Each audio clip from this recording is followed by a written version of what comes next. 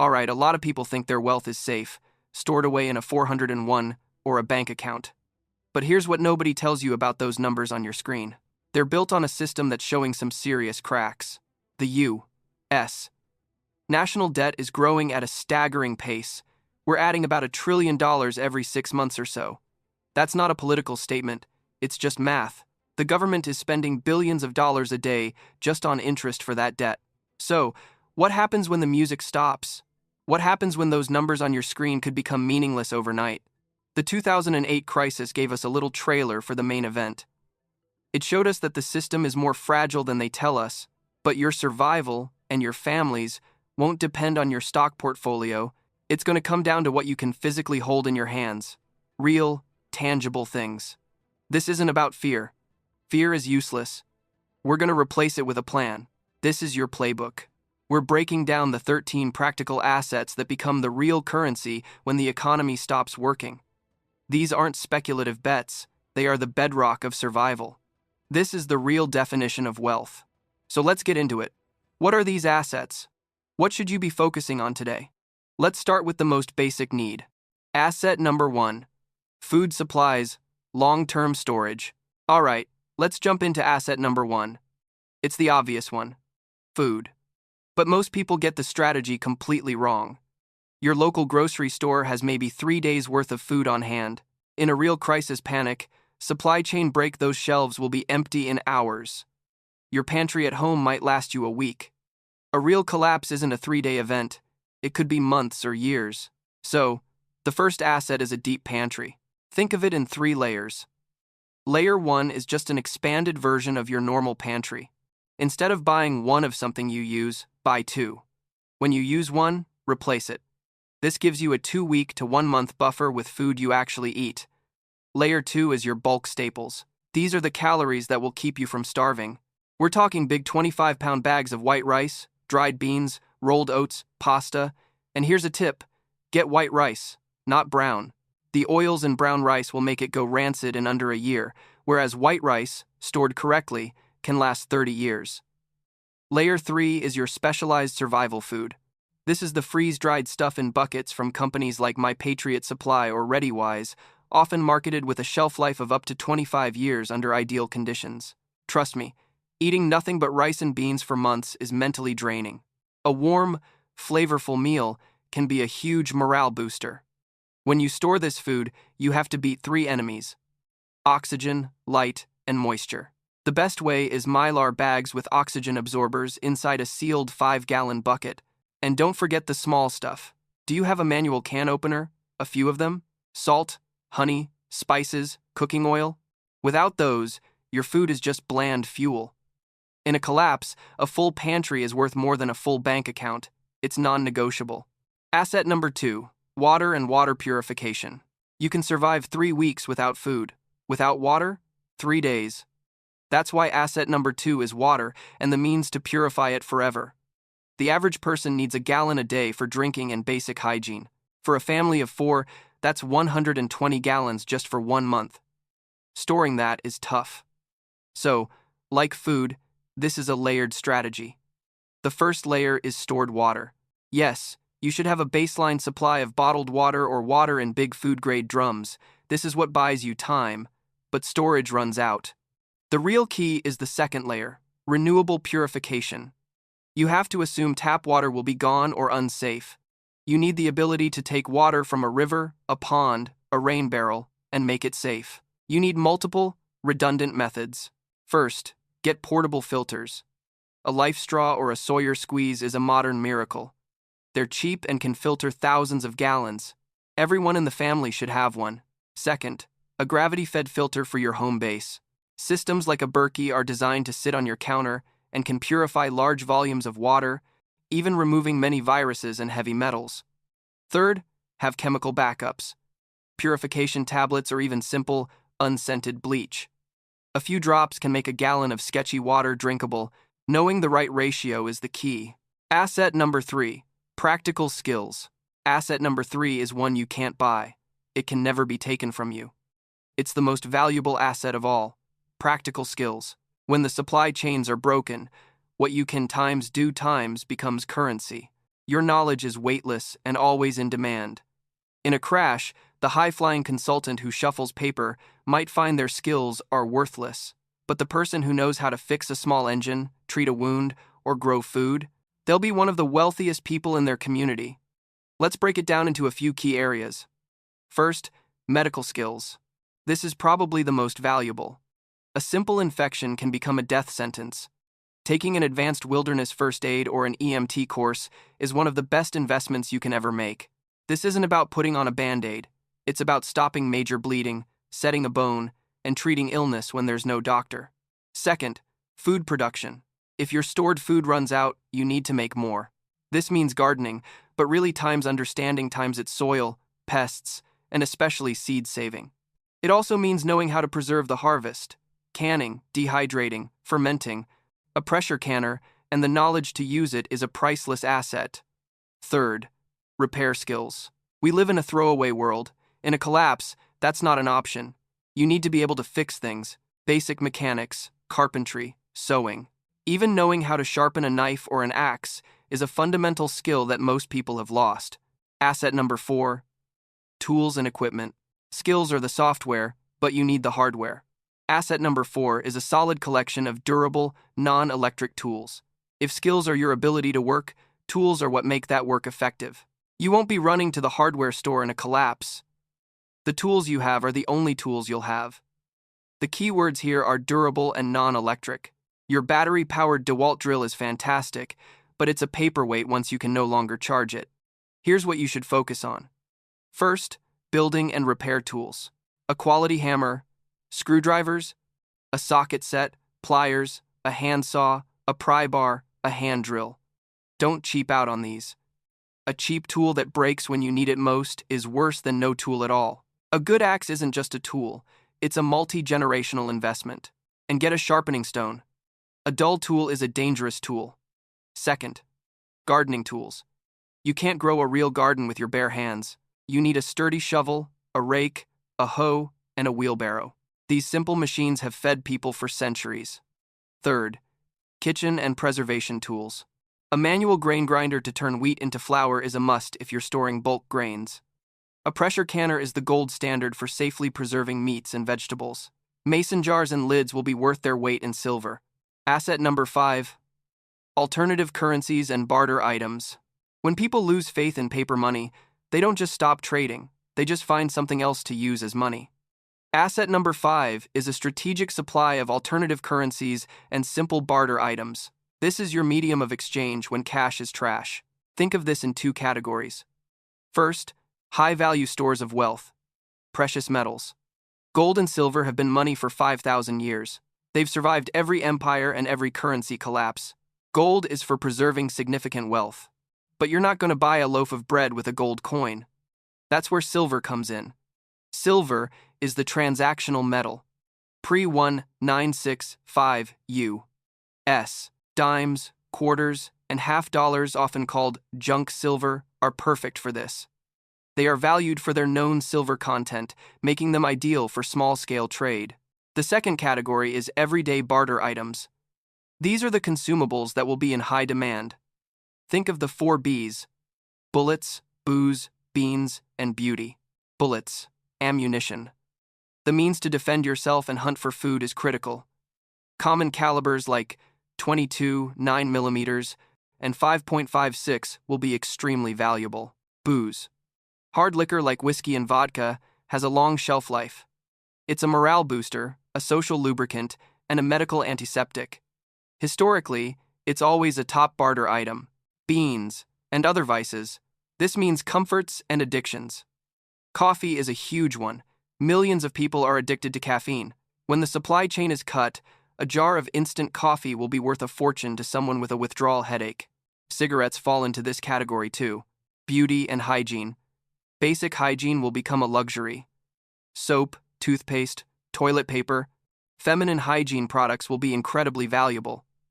A simple bar of soap is a lifesaver, and people will trade for it. Think about post-collapse psychology. What will people desperately want? Comfort, security, pain relief, and a taste of normal. Stocking up on these small items now gives you huge leverage later. Asset number 6, Community and networks. This next asset is one most people overlook, but it's maybe the most powerful. It's your community. The lone wolf dies. The myth of the rugged individualist surviving alone in a cabin is just that, a myth. Humans are social animals. We survive in groups. Your network of trusted people is a form of wealth you can't put on a spreadsheet. When the formal systems, police, government, are unreliable, your immediate community is your safety net. Building this starts now. Get to know your neighbors. Learn their names.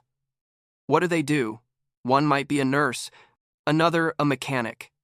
That nurse's knowledge could save your kid's life. Your extra food could feed their family. This is the foundation of a mutual assistance group. You can't just show up on their doorstep after things go bad and expect help. Trust is built over time. Help a neighbor with a project. Organize a block party. Start a community garden. These small investments pay massive dividends in a crisis. A good group is more resilient than any one person. You can share the burden of security. You can pool resources. The group only needs one grain mill, not 10. You can specialize, letting the best gardener garden and the best carpenter build. This is how a micro-society functions. Start investing in your community today. The relationships you build are your ultimate insurance policy. Asset number 7, seeds for growing food. We talked about storing food, but stored food eventually runs out. It's a bridge. Asset number 7 is the destination, a bank of high-quality seeds. Seeds are miraculous. A small bag can grow into thousands of pounds of food. In a world with no grocery stores, the person who can make food from dirt is king. But here's the critical point. Not all seeds are the same. Most seeds you buy at big box stores are hybrids. They're great for one season, but if you save the seeds from their fruit, you won't get the same plant next year. The offspring will be sterile or weak. The key is heirloom, open-pollinated seeds. When you save seeds from an heirloom plant, you get the exact same plant next season. They are a truly renewable resource. Your seed bank needs to be diverse. Get calorie-dense staples like corn, potatoes, and beans. Get nutrient-rich vegetables like greens, carrots, and tomatoes. And don't forget herbs. Garlic is a natural antibiotic. Storing seeds is also key. Keep them cool, dark, and dry. Many companies sell survival seed vaults, which are sealed cans designed for long-term storage. But having the seeds is only half of it. You have to know how to use them. Start a garden now, even if it's just a few pots. Learn how to grow things. Practice saving seeds. Seeds are a symbol of hope and a declaration of independence from a fragile food system. Asset number 8, medical supplies and medicine. In a world without pharmacies and doctors, your health is 100% your responsibility. Asset number 8 is a comprehensive supply of medical gear and medicines. A deep cut that's an inconvenience today could be a fatal infection in a collapse. This goes way beyond a basic first aid kit. A real medical supply is built in layers. Layer 1 is your trauma kit. This is for life-threatening injuries. It needs to contain tourniquets, pressure dressings, and chest seals to stop massive bleeding. Everyone in your group needs to know where it is and how to use it. Layer 2 is your sick care and general first aid supply. This is for everything else. Get a ton of bandages, gauze, medical tape, antiseptic wipes, and antibiotic ointment. Stock up on over-the-counter meds for pain, diarrhea, and allergies. Get good tools. Trauma shears, tweezers, a thermometer. Layer 3 is prescription meds. This is tough but critical. If anyone in your family needs daily medication, talk to your doctor about getting an extra supply for emergencies. Some are willing to help. Antibiotics are another crucial piece. In a collapse, they'll be worth more than gold. There are telehealth services that cater to preppers where you can get a supply for emergency storage, but this has to be paired with knowledge. Using the wrong antibiotic is dangerous. And that's the final component, knowledge. A medical kit is useless if you don't know how to use it. Get a good medical reference book written for laypeople, like the Survival Medicine Handbook, or Where There Is No Doctor. Your health is your most important asset. Without it, nothing else matters. Asset number 9, fuel and energy sources. Our entire modern world is built on cheap energy. We flip a switch, lights come on. That foundation is fragile. The power grid can fail, and fuel supply chains can break. Asset number 9 is a stockpile of fuel and a plan for off-grid energy. Energy is survival. It's warmth, cooking, light, and communication. Your plan needs to be diversified. First, storable fuels. This is your main reserve. Gasoline. Diesel. If you have a generator or car, you need fuel. Storing gas is tricky, it degrades.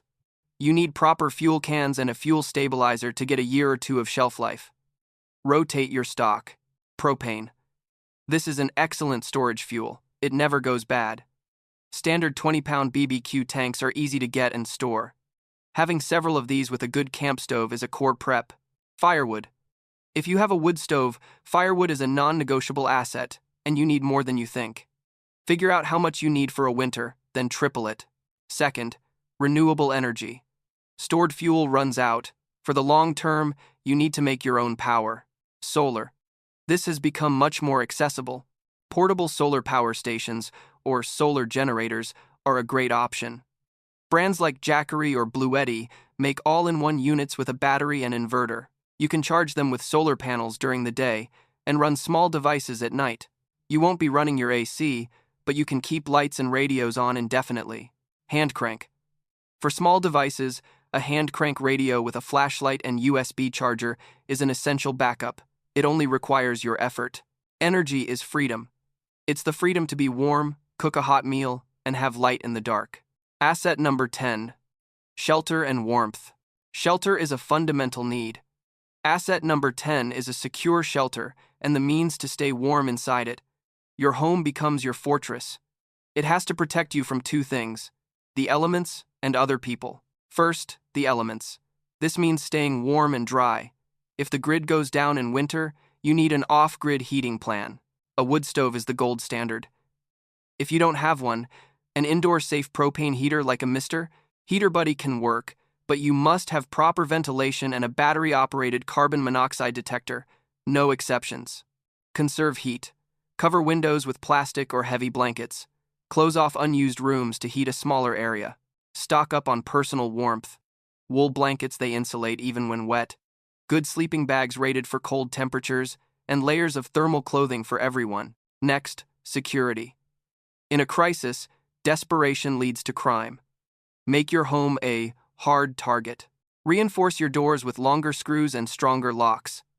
Security film can make windows harder to break. Maintain a low profile. This is what we call operational security. The best fight is the one you avoid. Don't advertise that you have resources.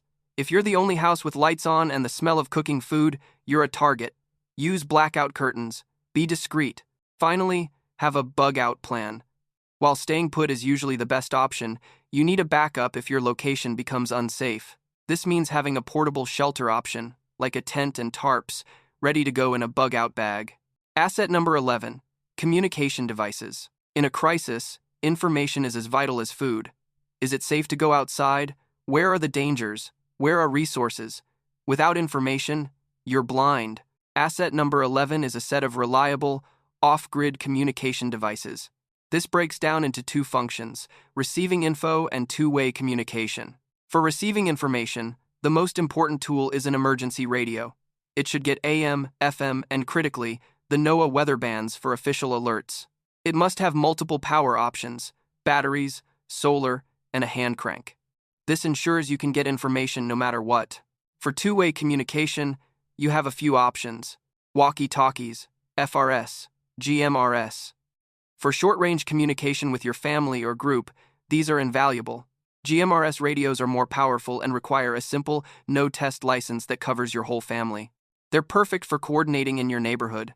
CB radio, the original social network, still used by truckers and a good source of real-time local info.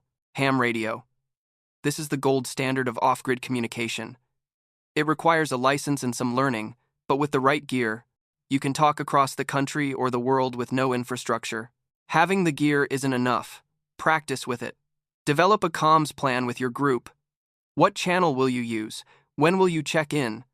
The ability to communicate is a superpower in a world of silence. Asset number 12. Mental and physical health. We've covered a dozen tangible assets, but they are all useless without the most important machine: your own body and mind. Asset 12 is your own mental and physical health. In a long-term crisis, your endurance and your ability to make good decisions under stress will be tested every day.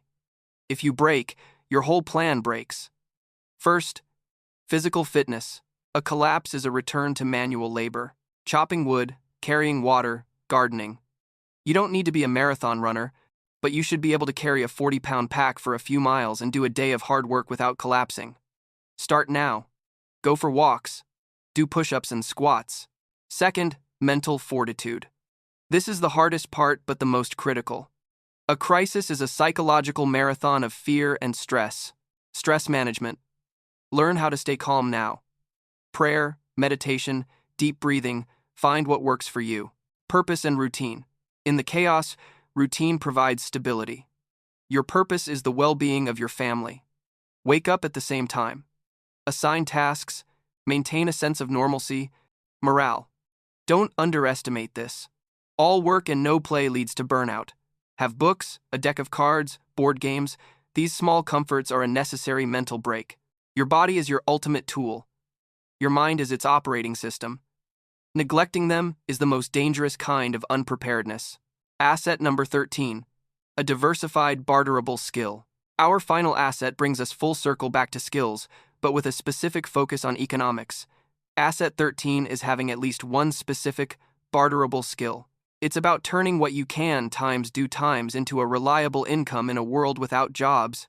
Think of yourself as a small business in a new microeconomy. What's your service? Repair services. As we said, things will break. Being the person who can fix small engines, tools, clothes, or shoes makes you indispensable. Production services. Can you make times something people need?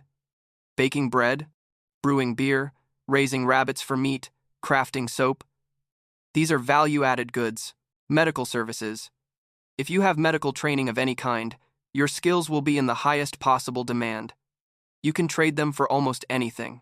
Security services.